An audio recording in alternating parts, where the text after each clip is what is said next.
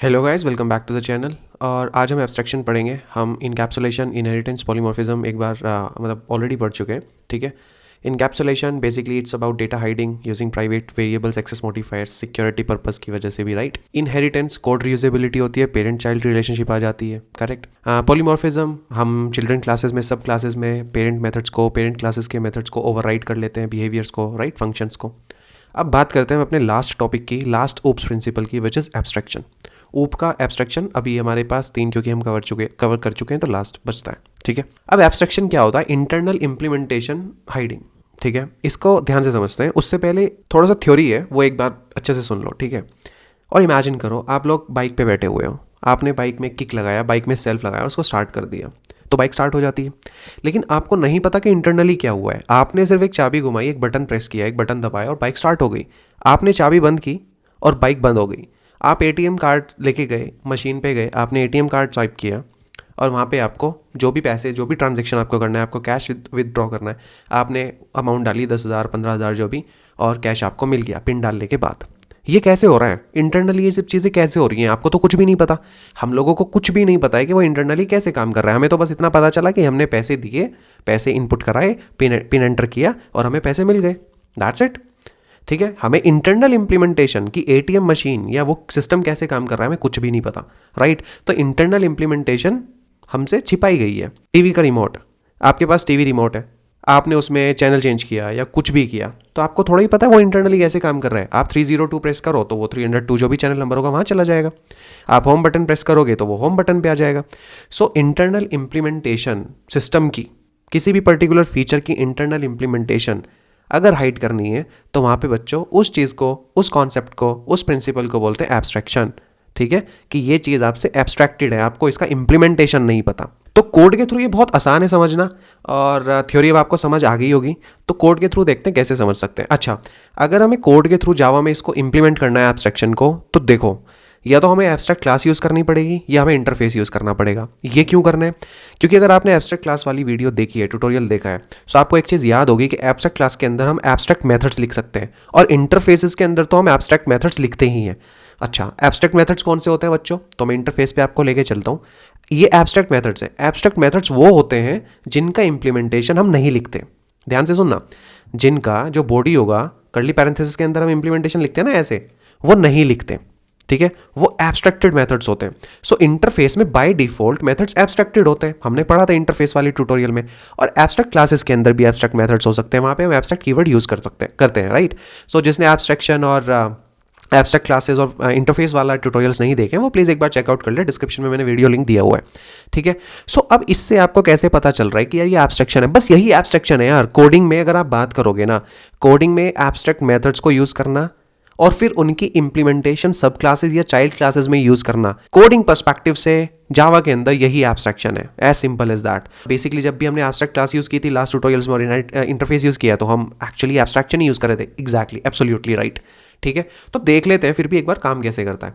सो अब ये है क्या? मैंने व्हीकल क्या है? व्हीकल बच्चों एक इंटरफेस है, और इंटरफेस के अंदर मेरे दो मेथड्स हैं, स्टार्ट और स्टॉप। अच्छा, कार क्या है? एक व्हीकल है। बाइक क्या है? एक व्हीकल है। ठीक है।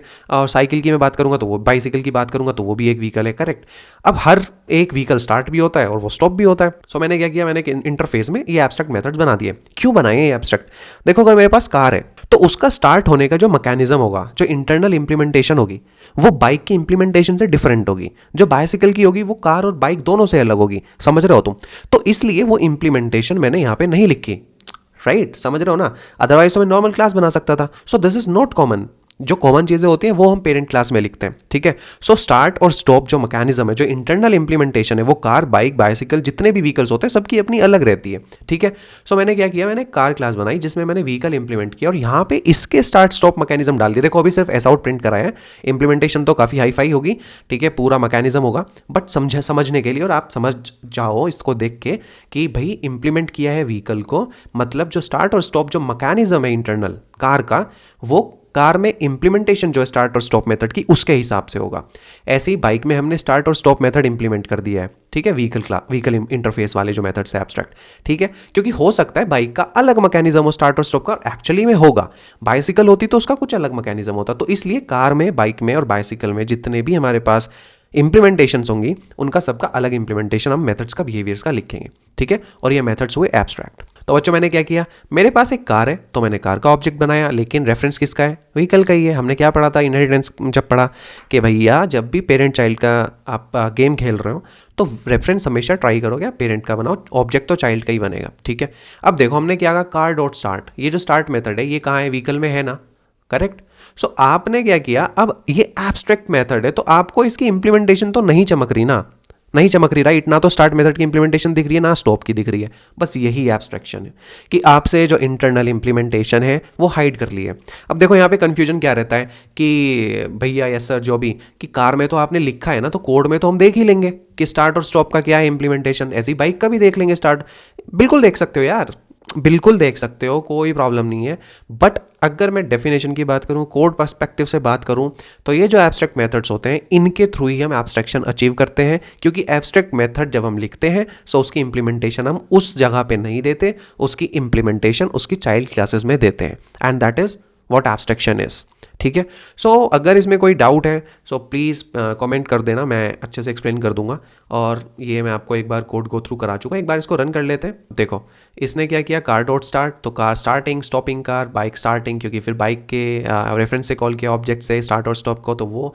लेकिन अगर आप व्हीकल इंटरफेस के इन मेथड्स पे जाओगे तो दे आर कंप्लीटली एब्स्ट्रैक्टेड और आपको ये मेथड्स का इंप्लीमेंटेशन नहीं दिख रहा है until and unless you will go inside car and bike implementation. तो अब इसमें क्या होगा, मान लो कल को एक और नई कार आती है, so what you can do, आपको बोला जाएगा कि कार का स्टार्ट और स्टॉप के इंप्लीमेंटेशन के बारे में you don't have to worry about it, just call start and stop.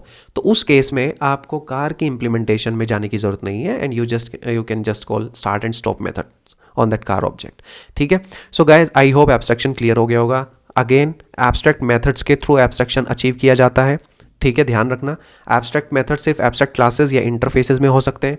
दूसरी चीज़, एब्स्ट्रैक्ट क्लासेस याद करो, उसमें हम ऐसा भी हो जाता है कि एब्स्ट्रैक्ट मेथड ना बनाए, तो उस केस में आप एब्स्ट्रैक्शन अचीव नहीं कर पाओगे। देखो एब्स्ट्रैक्ट क्लास से आप ये गारंटी नहीं बोल सकते कि आप एब्स्ट्रैक्शन अचीव कर लोगे, एब्स्ट्रैक्ट मेथड होना ही होना चाहिए तभी आप एब्स्ट्रैक्शन अचीव कर सकते हो, ठीक है।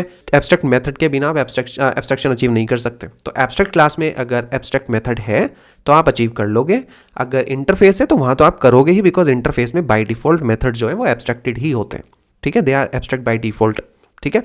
सो यार आई होप आपको ये ट्यूटोरियल अच्छे से समझ में आ गया होगा। अब हम किसी नेक्स्ट वीडियो में मिलेंगे, नेक्स्ट ट्यूटोरियल में मिलेंगे। ऊप्स के सारे प्रिंसिपल हम कवर कर चुके हैं। किसी को कोई भी डाउट है तो प्लीज़ कमेंट सेक्शन में कमेंट करो, वीडियोस को लाइक करो, अगर पसंद आ रहे हैं चैनल को सब्सक्राइब करो। अब हम नेक्स्ट वीडियो में मिलते हैं, till then bye, take care, all the very best.